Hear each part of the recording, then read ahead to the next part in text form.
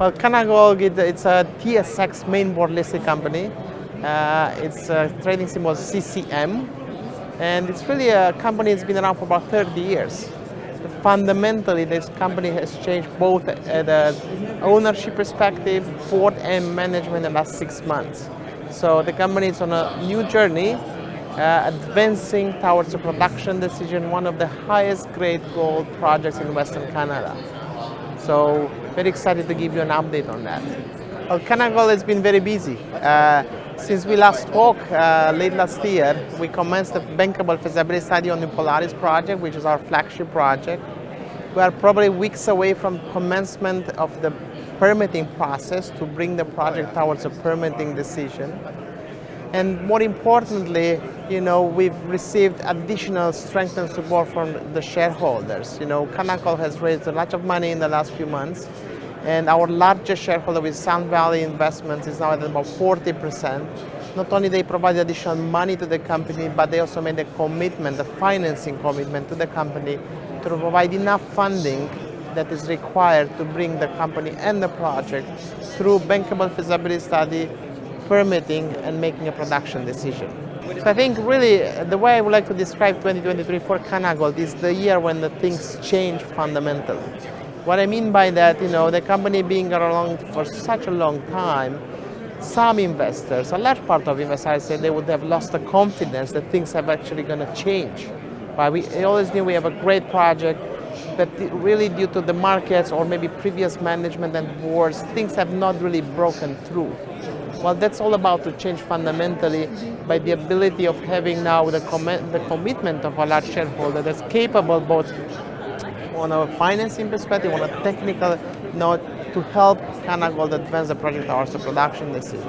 So with that, there's going to be a lot of news flow this year.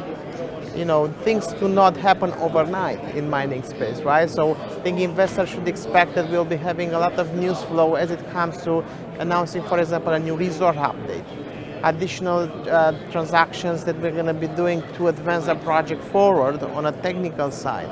Also, a very key and very important part of our efforts is the work we're doing with the First Nation in BC.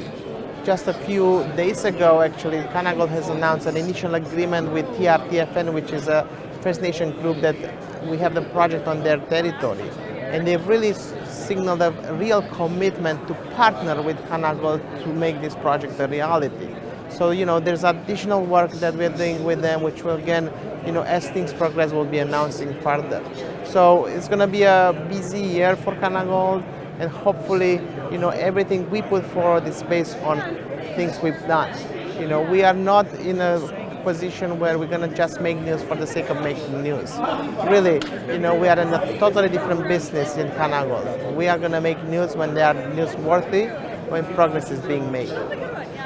Canagold is very unique.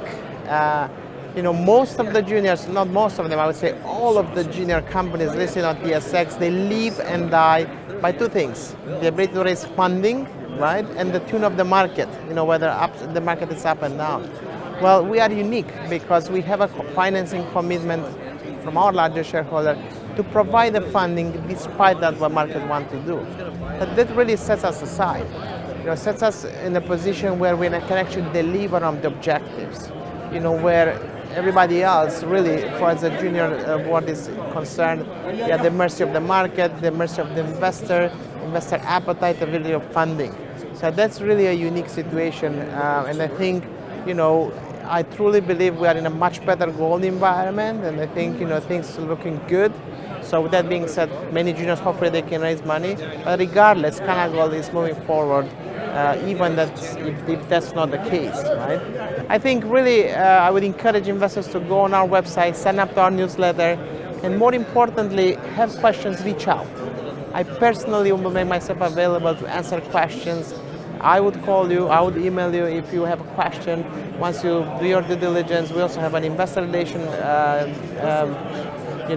vice president for the company who is in charge of getting back. But should you want to hear from me directly, I'm available.